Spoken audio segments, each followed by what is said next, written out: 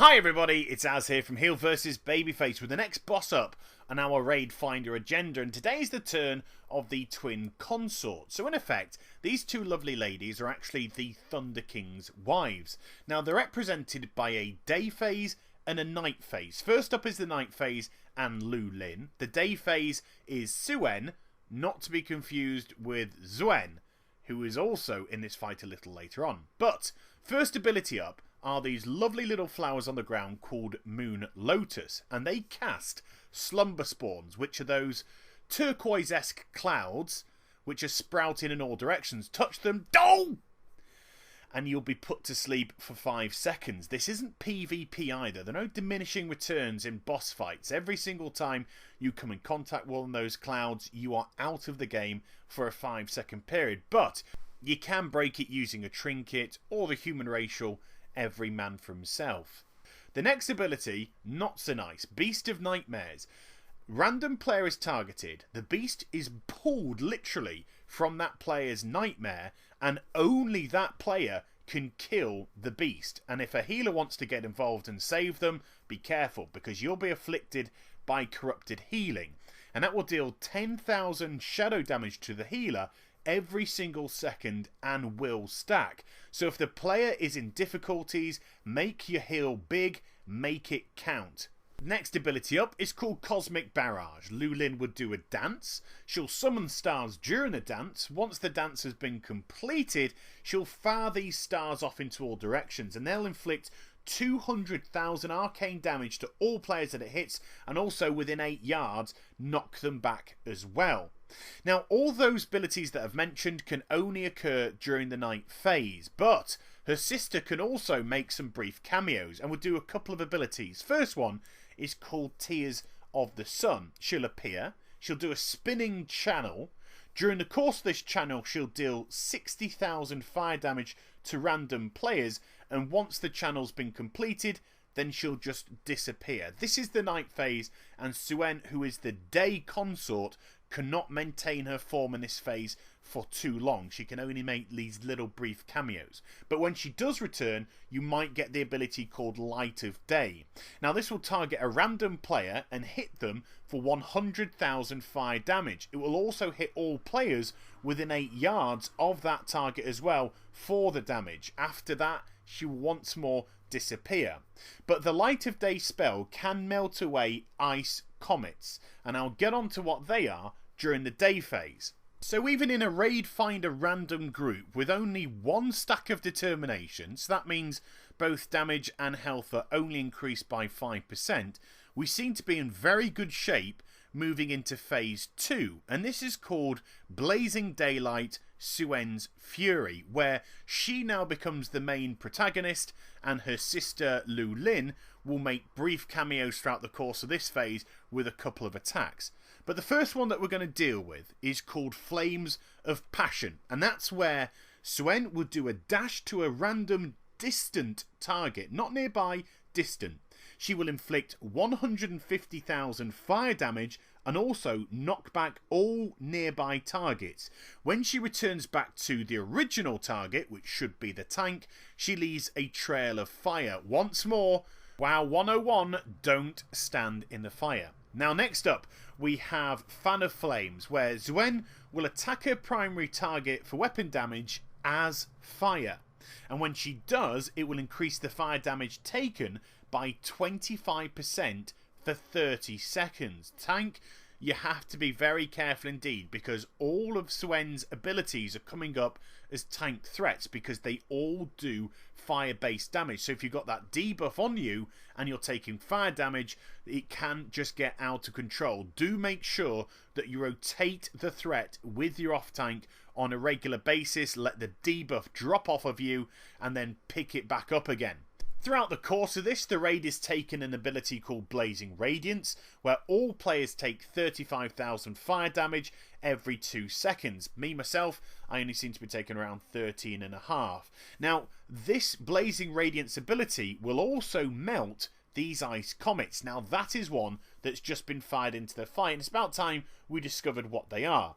Now, when they land, they deal 300,000 frost damage to all enemies within 6 yards of the blast. It doesn't say it gives it a knockback, but we've clearly seen players being knocked back when it does land.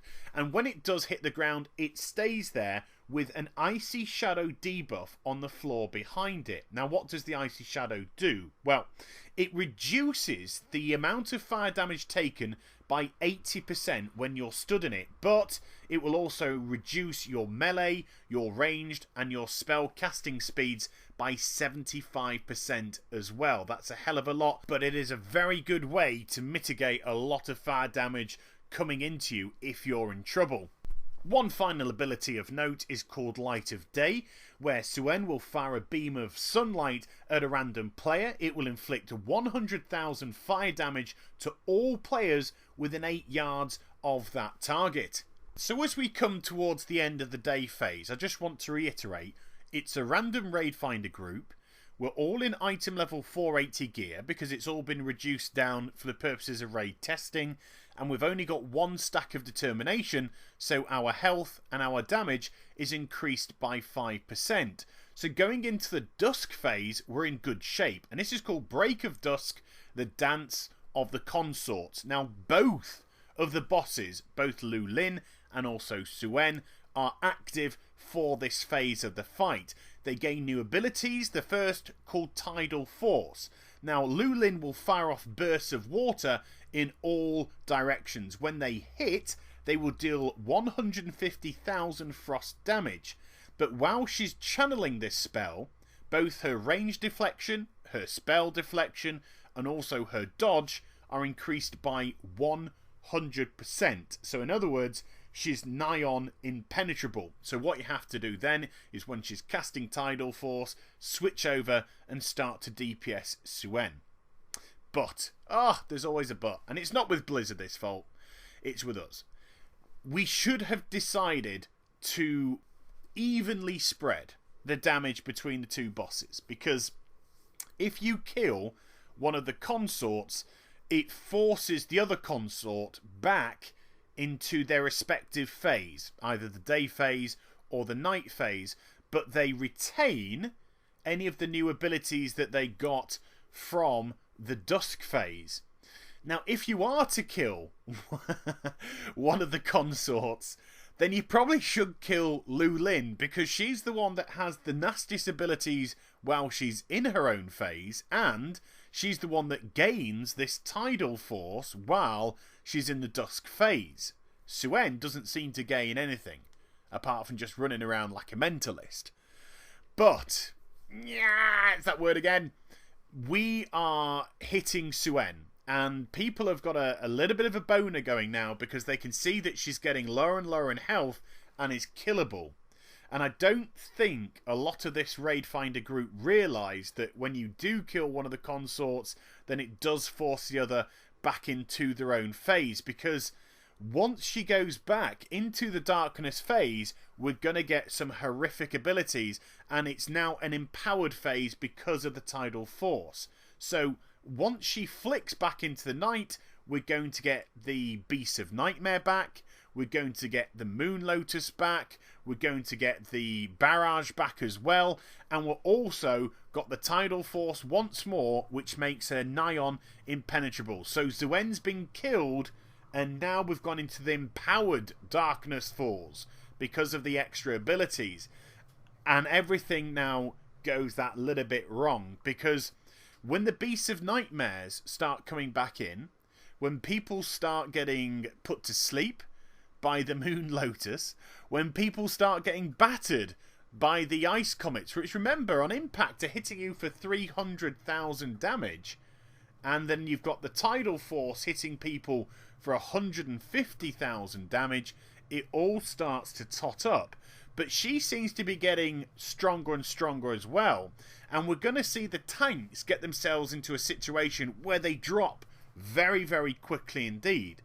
But all is not quite lost yet, because scattered around the sides of this building, which I haven't been speaking about at all, are images of the Celestials. And the Celestials, of course, are Nisao, Zuen, not to be confused with Suen.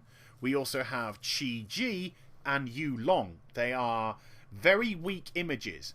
You can run up to them once a phase. So that's day phase, night phase, dusk phase, or empowered phase. And you can actually call upon them to help you out during your hour of difficulty.